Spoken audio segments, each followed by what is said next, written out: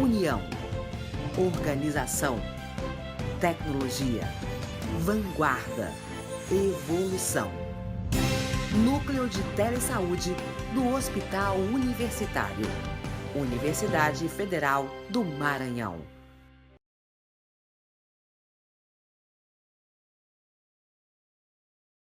Boa tarde a todos. Primeiro, agradecer à equipe do Telesaúde pelo convite e nos dar a oportunidade de falar desse tema tão importante que é a hipertensão arterial, voltado para a atenção básica, que é o que atende a maioria da nossa população, né? O Serviço Básico de Saúde. Falar em hipertensão é falar de uma doença que é prevalente em 30% da população. E lembrar que em alguns grupos etários ela chega até 70% de prevalência, no caso nos idosos acima de 70 anos. E relacionado diretamente à hipertensão, as mortes por doenças cardiovasculares, elas são responsáveis por 30% das mortes hoje. Então nós vamos falar de um tema muito importante, de uma patologia prevenível e tratável, de impacto muito grande. Vamos começar então na prática. O que acontece na maior parte dos casos? Vamos receber um paciente, nesse nosso caso hipotético aqui, um paciente de 55 anos, homem, assintomático, que comparece para avaliação no posto de saúde. Ele é diabético, tipo 2, em uso de glibenclamida e metformina. Um paciente de 80 quilos, com 1,65 m de altura, com índice de massa corporal de 29. Então a gente está falando de um paciente sobrepeso. No exame físico de alteração, ele tem uma pressão de 136 por 84. Lembrar que os nossos tensiômetros são graduados de 2 em 2 milímetros de mercúrio. Na anamnese, na avaliação desse paciente, na avaliação geral, temos que pesquisar alguns fatores de risco. Idade do paciente, nós falamos, o sexo é importante, a hipertensão é mais prevalente em homens, a etnia, os negros têm maior prevalência de hipertensão, excesso de peso e obesidade. No nosso caso, ele é um paciente com sobrepeso. Conversar sobre o hábito alimentar do paciente, ingestão de sal é importante, ingestão de álcool, que em grandes quantidades também aumenta a pressão, sedentarismo, que é uma epidemia no Brasil.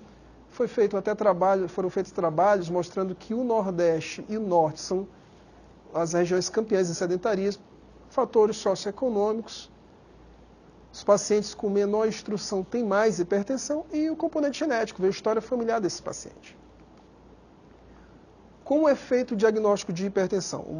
A forma mais simples é medindo a pressão arterial do paciente. O paciente precisa estar sentado, pelo menos por 5 minutos, um ambiente tranquilo, calmo, ele não pode estar com vontade de urinar, não pode ter ingerido nenhum estimulante, nem cafeína nos últimos 30 minutos, então tudo isso é importante na avaliação do paciente. Medidas mais específicas, com exames mais direcionados à hipertensão, nós não temos diretamente na atenção básica, mas tem que falar porque existe. Nós temos a MRPA, o paciente leva um aparelho para casa, onde são feitas algumas medições ao longo do dia, e o mais comum é mapa de 24 horas. O paciente passa com um dia com o aparelho automático de pressão. De acordo com esses valores, o diagnóstico é feito na medida de consultório, se o paciente tiver uma pressão maior ou igual a 140 por 90. No exame de mapa, média de 135 por 85 e no MRPA também 135 por 85. Aqui é um algoritmo para diagnóstico. Você não vai dizer que o paciente é hipertenso na primeira visita. Você vai fazer a primeira medida da pressão arterial na sua primeira avaliação, com anamnese, investigando fatores de risco que nós conversamos, o exame físico, alguma avaliação laboratorial que nós vamos ver no próximo slide, que é necessário no paciente hipertenso. Se estivermos diante de uma emergência hipertensiva ou uma urgência hipertensiva, que não é o foco da aula, encaminhar direto o paciente para uma unidade de pronto-socorro. Se eu identifico uma pressão maior ou igual a 140 por 90, que nós vimos no slide anterior, que é hipertensão, e ele tiver um risco baixo ou médio, que nós vamos já aprender a estratificar esse risco, eu vou pedir que o paciente volte em outro momento. Numa segunda visita, se ele vier com uma pressão normal, ele é um paciente normotenso. Talvez por algum outro motivo ele estava com a pressão aumentada naquele dia. Se numa segunda visita, com a pressão verificada, da forma que nós conversamos, pacientes sentados, calmo, depois de descansar 5 minutos, uma medida alterada novamente, considerar o paciente hipertenso. Em todos os casos, se você não estiver certo do diagnóstico, pode ser considerado o exame de mapa, ou MRPA, para afastar hipertensão do avental branco, que é quando o paciente tem medidas elevadas de pressão na presença do profissional de saúde, ou também o contrário, se eu verificar a pressão normal e o paciente, na primeira visita, verificar a pressão normal na segunda visita, e o paciente chega, o paciente obeso, o paciente diabético, histórico familiar, paciente acima de 30 anos, eu posso estar diante de hipertensão mascarada, que é a hipertensão que não é detectada no consultório, mas é detectada fora do consultório. Fizemos o diagnóstico de hipertensão, o paciente hipertenso, nem todo paciente hipertenso é igual, tem uma classificação. Temos hipertenso estágio 1, de acordo, isso aqui são recomendações brasileiras, que é o paciente com sistólica entre 140 e 159 e diastólica entre 90 e 99. Isso é ou, né? Ou uma ou outra. Estágio 2 e estágio 3, quando é maior ou igual a 180 ou uma diastólica maior que 110. Mas temos uma grande população numa região intermediária, que na diretriz brasileira ainda se chama de pré-hipertensão, que é de 121 a 39 de sistólica ou de 88 a 89 de diastólica. Então, acima de 12/8 ainda não é mais considerada normal. Falando 12/8 é falando da forma como a população fala, 120/80, 12/8 já existem campanhas de massa para falando o número 12/8 como um valor mágico de pressão normal.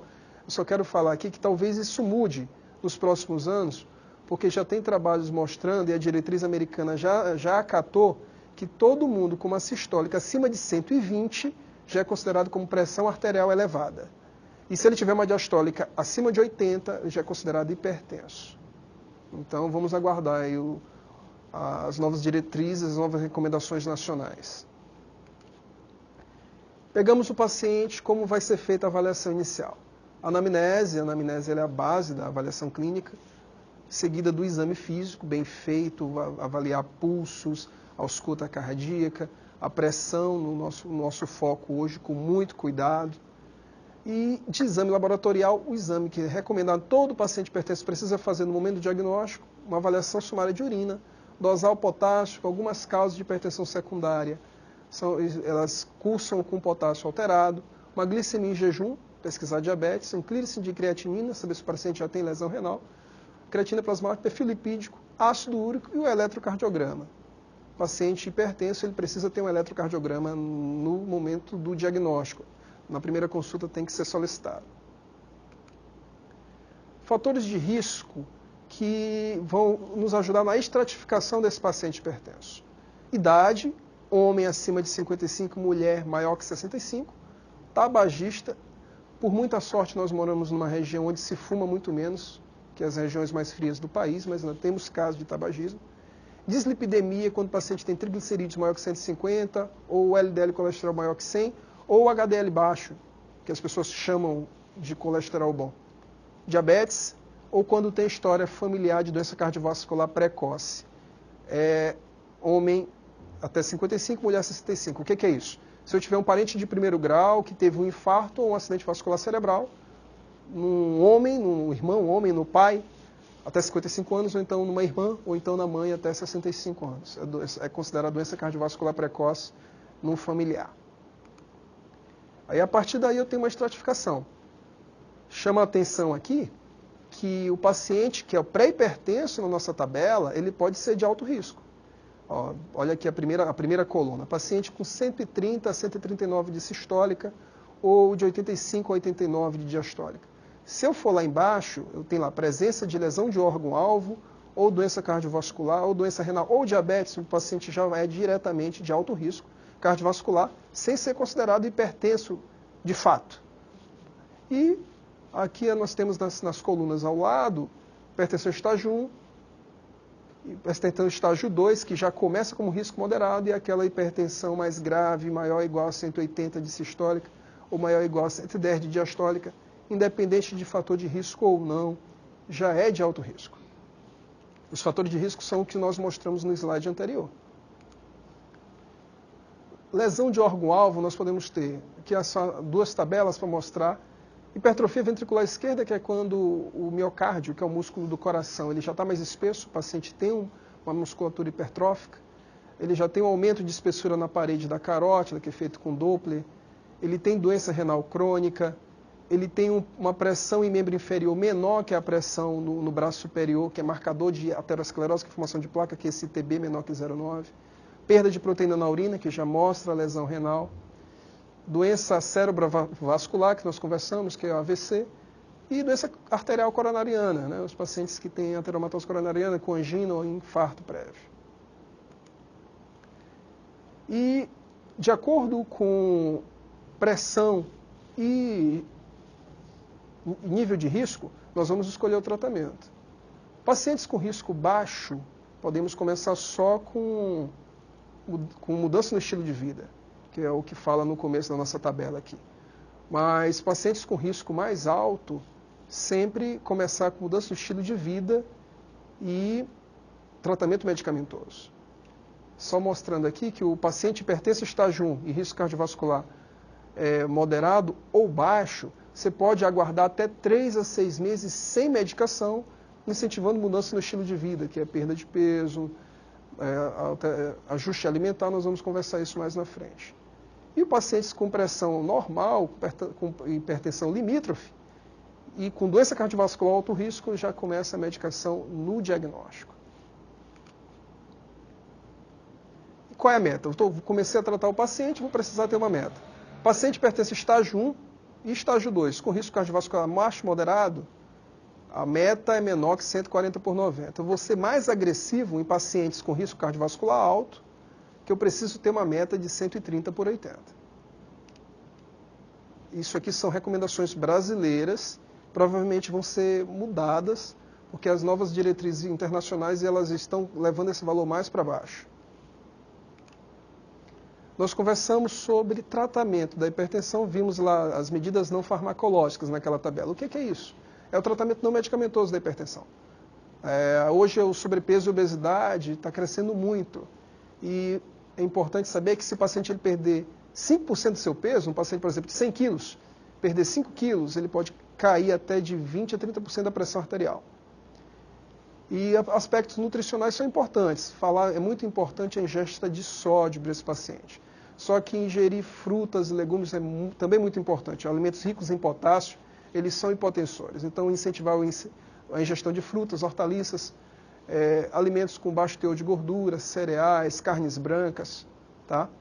Atividade física também muito importante nesse paciente. O conceito de sedentarismo hoje é todo paciente que pratica menos de 150 minutos de atividade física por semana. Então, é aquele que faz menos de 5 vezes de 30 minutos. Ou então ele pode fazer 3 vezes de 50 minutos. Fazendo acima disso, ele já não é mais considerado sedentário, já tem efeito benéfico no controle da hipertensão. Parar de fumar para todo mundo.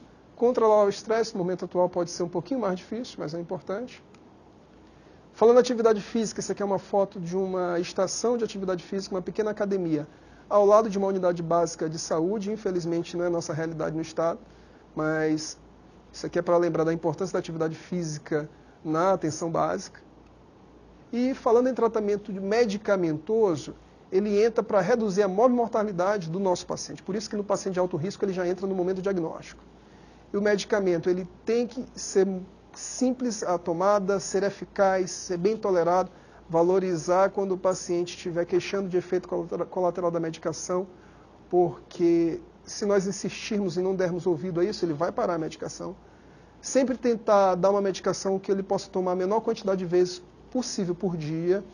Temos uma população de idosos, uma população de pessoas que até não sabem ler. Então, facilitar a tomada, organizar que ele tome uma parte pela manhã, uma parte à noite. Quando se fraciona muito essas tomadas ao longo do dia, a gente percebe que a adesão diminui. Sempre começar nas menores doses efetivas, não tratar com subdose. Podemos usar 2 medicações, dependendo da indicação. E antes de qualquer mudança na dose ou na medicação, a não ser que seja por efeito colateral, esperar até 4 semanas, que é um tempo necessário para ter a potência máxima da medicação. Temos algumas classes. Hoje nós somos bem servidos de antihipertensivos.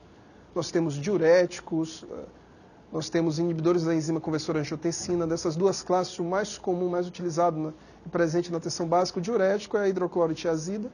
Inibidores da enzima conversora da angiotensina, nós temos o captopril e o enalapril. Bloqueadores de receptores de angiotensina, hoje nós temos losartan, né, acessível gratuitamente na farmácia popular. Aí medicações, inibidores direto da renina, muito pouco usado hoje. Bloqueadores de canal de cálcio, os mais comuns e conhecidos, alodipino e nifedipino. E drogas menos usadas no controle da pressão, são de simpaticolíticos de ação central. Aqui é importante lembrar a metildopa, que tem algumas indicações específicas hoje. Beta-bloqueadores, nós temos atenolol, propanolol e outros mais modernos. Alfa-bloqueadores, nós temos doxazosina, menos usada hoje. E vasodilatadores direto, muito importante do paciente renal. Nós temos a hidralazina. Não é o foco da aula aplicar as doses dessas medicações, mas ficou aqui a lembrança. E eu peguei um paciente hipertenso, qual a droga eu posso usar? Como eu posso tratar esse paciente? Com uma droga, com duas drogas? Para isso nós temos recomendações baseadas no risco do paciente. Por isso nós estávamos falando até agora aqui em estágio, tendo esse trabalho de estratificar, esse trabalho de aprender a classificar o risco. E se ele for de risco baixo ou moderado, eu posso começar com terapia não medicamentosa, lembrando que nós podemos esperar até 6 meses para iniciar a medicação, e podemos usar diurético, IECA, bloqueador de canal de cálcio, BRA, beta-bloqueadores. Nesses pacientes, então, ficamos livre para escolher a medicação que for acessível para o paciente ou que por alguma outra comorbidade pode ser mais indicada. E o paciente com estágio 1, mas com risco cardiovascular alto, ou estágio 2 e 3, sempre começar com 2 medicações. Então, os extremos, lembrar, é muito importante. Paciente, então, que é muito comum na avaliação, paciente com hipertensão acima de 180/110, nunca vou começar com uma medicação só, estou começando errado. Começar com associação, em diferentes doses, começar em doses baixas para diminuir efeito colateral e potencializar com o tempo, esperando 4 semanas, como nós conversamos. Se ele não atingiu a meta ou o efeito colateral intolerável, aí eu penso em trocar a medicação, associar uma outra medicação, associar a segunda, quem estava usando uma droga só, associar a terceira, quem já começou com 2 drogas. E não atingiu meta, nós podemos usar 4 drogas para controlar o paciente, nós precisamos controlar a pressão. E é muito pouco provável existir uma pressão que não controle com todas as medicações que nós temos hoje. Nós temos hoje um grande arsenal. Se a pressão não controla com 4 drogas, tá? Nós temos que pensar já em hipertensão resistente, pensar em causa secundária de hipertensão, encaminhar esse paciente para serviço de referência, mas não taxar o paciente como de uma hipertensão que não tem controle. Isso não cabe nos dias atuais. E nós conversamos em combinação, quase todas as medicações podem ser combinadas. Aqui em linha, ligadas por linhas verdes, são associações mais comuns, e ligado pela roxa, uma associação que a gente não deve fazer, que é o bloqueador do receptor de angiotensina, que no caso é um losartan, associado a um inibidor de ECA, no caso é um captopril e enalapril. Estou falando dos nomes mais comuns, para sempre que se identificar um paciente usando essas 2 drogas juntas, a não ser quando indicada para proteção renal, para tratamento de hipertensão, está errado. Tá? E, então, o mais comum é combinar um inibidor de ECA, no caso captopril e enalapril, com o diurético tiazídico. Na atenção básica nós temos a hidroclorotiazida. Um bloqueador de canal de cálcio, no caso alodipino ou nifedipino, combinar com o tiazídico. Combinação excelente em idoso, em população negra. Tá? E podemos combinar beta-bloqueador com outros, mas não são as combinações mais utilizadas. E aqui nós voltamos para o primeiro slide, só que algumas coisas em destaque.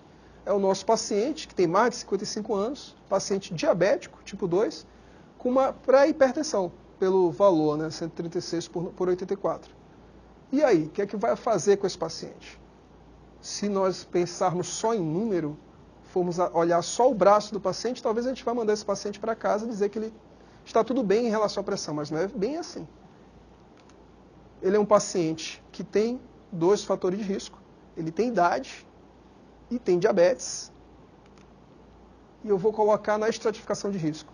Só pela presença do diabetes ele já é de alto risco. Como eu trato esse paciente? Na nossa tabela. Indivíduos com pré-hipertensão, com doença cardiovascular pré-existente ou alto risco, medicação desde o diagnóstico. E se ele é de alto risco, começar com 2 medicações e mudança do estilo de vida. E qual é a meta desse paciente? É a meta mais agressiva, menor que 130 por 80. Nós conversamos, começar com 2 medicações. Então, a nossa mensagem era mostrar que é um paciente que parece simples, ele é um paciente de alto risco. O caso foi escolhido de forma proposital para chamar a atenção que, às vezes, muitos pacientes estão passando. Nós precisamos avaliar o paciente de uma forma global, porque a hipertensão hoje ela é controlada, é um fator de risco tratável e temos que ser mais agressivos no tratamento. Eu queria agradecer o convite e ficar aberto aqui às perguntas que possam surgir.